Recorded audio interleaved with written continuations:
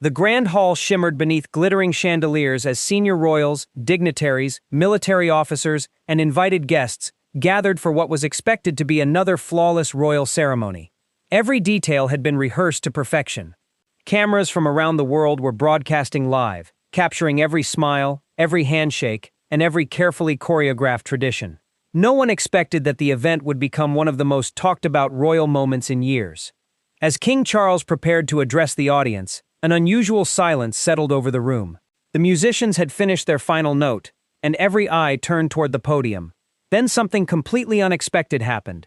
Princess Anne, renowned for her unwavering discipline and strict respect for royal protocol, quietly stepped away from her designated place. She wasn't scheduled to speak. She wasn't listed anywhere in the official program. Yet there she was, calmly walking toward the center of the stage. Confused whispers swept through the audience. Several palace officials exchanged nervous glances. Even members of the press seemed unsure whether this had been planned. King Charles paused. Prince William looked toward his aunt with visible curiosity. Princess Catherine remained composed, though observers noticed her eyes following Anne's every movement. Whatever was about to happen, it clearly wasn't part of the ceremony. Princess Anne carried a simple leather portfolio tucked beneath her arm. It looked ordinary enough, but the seriousness of her expression suggested it contained something important. She reached the podium and politely requested a moment from the king. The room became so quiet that even the clicking of cameras seemed unusually loud. King Charles gave a slight nod. Anne turned toward the audience. "My apologies," she began in her calm, unmistakable voice. "But there are circumstances today that require complete transparency." The statement alone stunned everyone. Transparency?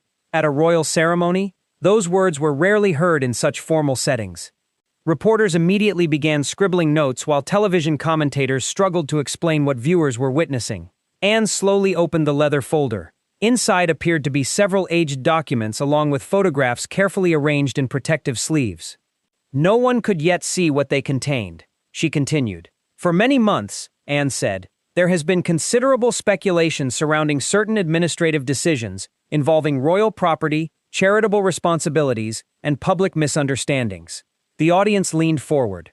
Nobody moved, nobody spoke. The atmosphere had transformed from celebration into suspense.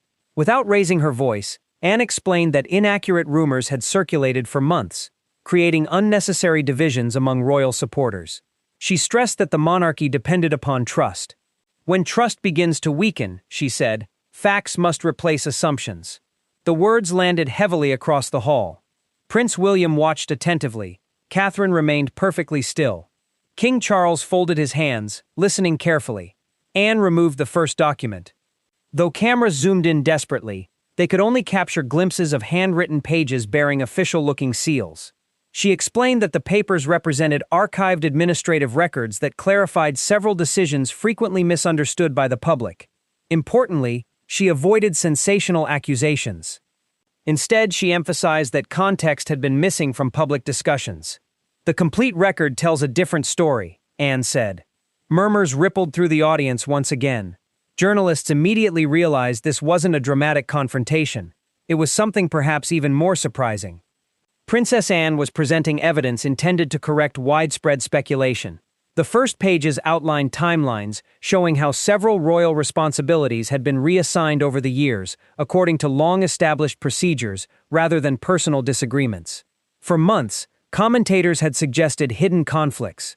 The documents suggested that many decisions followed ordinary constitutional practice instead. Anne paused long enough for the significance to settle. "Not every administrative change reflects personal division," she explained. "Sometimes duty simply requires evolution." The statement earned respectful silence. Prince Edward nodded thoughtfully from his seat. Several senior advisors exchanged quiet observations. Meanwhile, television viewers around the world continued watching, fascinated by the unexpected development. Anne next revealed several official photographs taken during previous private working meetings. They showed senior royals reviewing charitable initiatives together behind closed doors. Nothing in the photographs appeared scandalous. Instead, they contradicted narratives suggesting constant hostility among family members. The audience looked increasingly surprised. Many had expected shocking accusations. Instead, Anne presented material encouraging perspective. She reminded everyone that isolated moments rarely reflected years of collaboration. Every photograph represented hours of work invisible to the public. King Charles appeared visibly relieved. Prince William listened with growing admiration. The Princess Royal had managed to interrupt the ceremony without creating chaos. Instead, she was restoring order. Anne then spoke about the growing influence of speculation in modern media. She acknowledged that public curiosity would always exist. However, she warned against allowing incomplete information to become accepted as established fact. Her remarks were measured rather than emotional. She never criticized individuals directly. Instead, she encouraged patience whenever complicated royal matters emerged. The institution, she explained, has survived for centuries because careful judgment has always outweighed immediate reaction. The audience responded with polite applause. Even seasoned royal correspondents admitted afterward that Anne's remarks reflected the calm practicality for which she had long been respected. Yet the biggest surprise was still waiting inside the portfolio. Anne carefully lifted a sealed envelope bearing an official archival stamp. Gasps spread across the room. The envelope appeared significantly older than the other documents. She explained that it contained correspondence preserved within royal archives concerning long-term charitable planning. The contents demonstrated that several initiatives often attributed to recent disputes had actually been envisioned years earlier. Again, Anne wasn't exposing scandal. She was exposing chronology. Events many believed were sudden had actually been planned gradually over time. The distinction changed everything. King Charles smiled gently.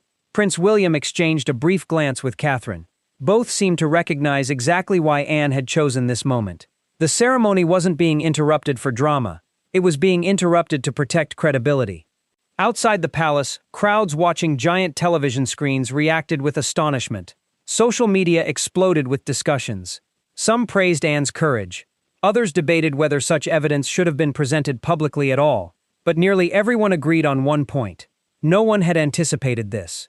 Back inside the hall, Anne concluded the documentary portion of her remarks. She closed the portfolio carefully. Then she looked toward the younger generation of the royal family. Every generation inherits not only titles, she said, but also responsibility. Her words resonated deeply throughout the chamber. She continued, "Our greatest obligation is not preserving appearances, it is preserving confidence." A lengthy round of applause followed. King Charles himself stood first. Soon the entire audience rose alongside him. The unexpected interruption had become the emotional centerpiece of the ceremony. Yet before returning to her seat, Anne revealed there was one final matter she wished to address. She glanced toward the royal household officials gathered near the stage. Several appeared uncertain. Others seemed to realize exactly what she intended. Anne reached once more into the leather portfolio. This time, instead of documents, she withdrew a small velvet case. The audience fell silent again. No one knew what rested inside. Even Prince William leaned forward slightly. Anne slowly opened the case.